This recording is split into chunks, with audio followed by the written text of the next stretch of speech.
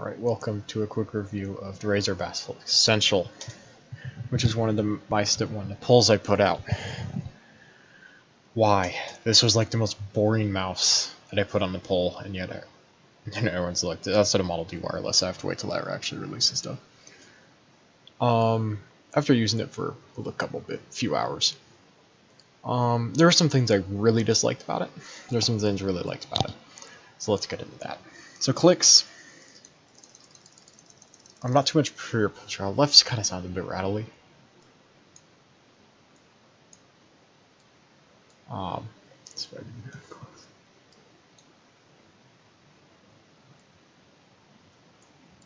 So,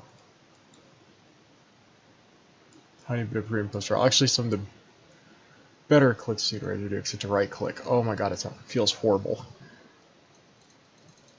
And I think it's because it has no comfort grooves on the right click, but there's comfort grooves on the left click. Why? So it feels horrible on the right click. It feels like you're like it feels non-consensual, like you're pressing into bowls. It's really, really bad design. Which sucks. The clicks themselves actually are some better. They're a bit heavy, but they're actually some of the better clicks I've seen that Razer has done. So, especially for a budget mouse, I'll give them that. Scroll wheel, I don't like it too much. And disclaimer, I did get an Amazon warehouse copy, so I didn't get a full box, and it could just be like a defect on the copy because this sounds horrible. Like when you, it sounds super scratchy, and also it kind of feels delayed. Like this scroll wheel does not feel very good. Kind of sad. Side buttons on this mouse, so give Razer this. They don't feel terrible. Not too much pre or post travel. Much better than the Death Adder Essential. DPI button. Looks fine. There is one small issue. I almost kind of just. But if you do slam the mouse down, there is a chance it'll activate a DPI button, but it wasn't like happening to me doing this. So it wasn't as bad as the GX17, but it is something that did happen. Could be a like defect in my copy or a longer thing, but I don't think it's going to be a big issue for most people. And I'm just checking into shape. Besides dumb thing on the click's actually pretty comfortable, and the front this click is really high up, and I know some people dislike that. This right click is not well made. If it was up to me, I'd just sort of put comfort grooves in both. I don't really get where you put comfort grooves in the left click, which is very comfortable, and nothing in the right, which is very uncomfortable. And then there's also supposed to be a clutch here, but my Amazon, buying stuff from Amazon warehouse means you don't get all accessories, so I did not get the clutch pieces, which kind of sucks. I feel like that could have helped this mouse out a bit.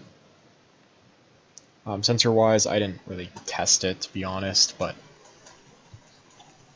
although it's not a perfect sensor, and it wasn't one I had too many issues with. LOD was a bit higher than I'd like to see on a gaming mouse, but you're not going to win everything. And then the feet, they were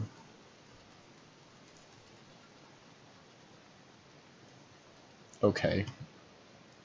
No major problems there. And the cable, well, it's a Razer budget mouse, so it's pretty stiff, but you can see the mouse is not moving. And then build quality, usually I don't mention this, I just want to say this mouse has some of the most excellent build quality I've seen. Like this thing is a brick. Like you can sort of flex in this backside, but not much. And then there's like no creaking anywhere. This thing is built solid, and it's not super duper heavy. It's about 96, 97 grams, which is heavy, but not like horrific. And then let's just go look at software. So as you can tell up here, you can have brightness on RGB, which will make the RGB dimmer. Let me slide it down, and then you can set the color. And it's not as descriptive as like, for example, my Razer Black Widow V2 lighting wise has quite a bit more options. It's a bit more simple, but I'll take it. Alright, no, that's good. Darn it, I'm still on the keyboard. Not as much effects, but at least you can get Chroma Studio. But it's only our logo that lights up, nothing else does. Calibration, you can calibrate it. Mouse pad, so Gigantus V2, I can calibrate it to that. This might actually, let me just lower the lift off to inch to lowest. Does that fix the LOD issues? Okay, that actually mostly does. I don't know why they said it so high out of the box. Just remember to do that, I guess. So, yeah, well, it's just mouse. $50. I don't. Let me go check what the MSRP of this mouse is actually.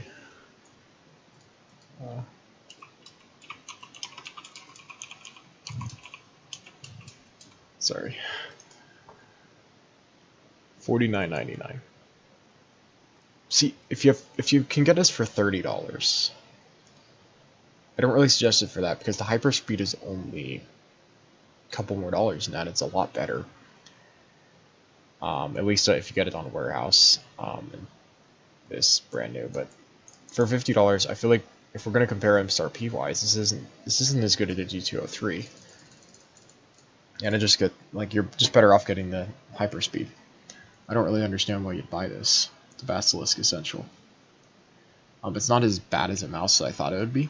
I really went into this thinking that I would hate using this. I did not.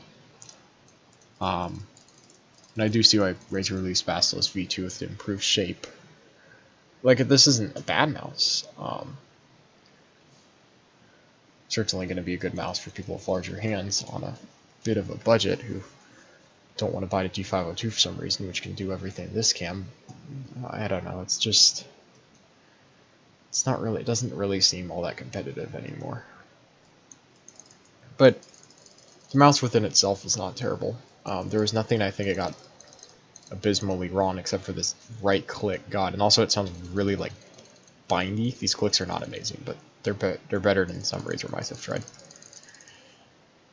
I can't remember what the switches on this mouse are. Let me go check that. I'm sorry, I should have probably done more research. Omron 20Ms. Okay. To be honest, I did not know Razer used those on these mice, so these actually should be okay switches. So is this a top suggestion of mine? No. Is it a terrible mouse? No. I just think the scroll wheel and clicks are not great, and those are generally what most people, and those are pretty big things to mess up on a gaming mouse, because, yeah, and shape could be improved. Just, it's not a terrible mouse. I thought this would be terrible. But if you like the shape for some reason, because you're a psychopath, then buy it. I don't know. If you tried it out in store and liked it, you'll be fine with the rest of the mouse. So, yeah. Bye.